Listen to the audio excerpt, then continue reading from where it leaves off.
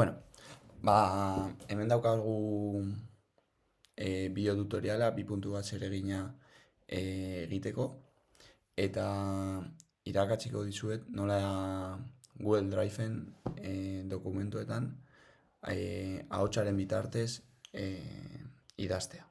Bueno, lehen da bizi Google Drive-era joango gara, eta hemen dokumenturen bat aukeratzen dugu. Hemen bertan herramientas edo tresnak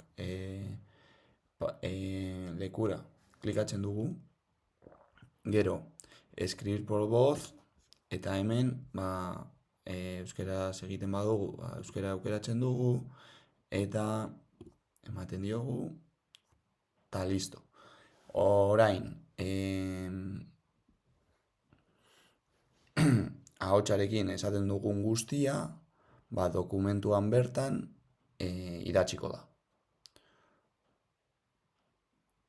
Tresna oso erraza da, eta norbait eskuan lesioren bat badauka, primeran doakio. Doakio, oso ondo.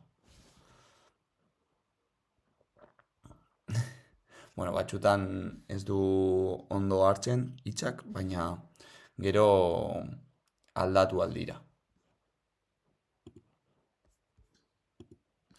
Eta hori izan da guztia, espero dut bideoa ulertzea eta erabilgarria izatea tutorial hau.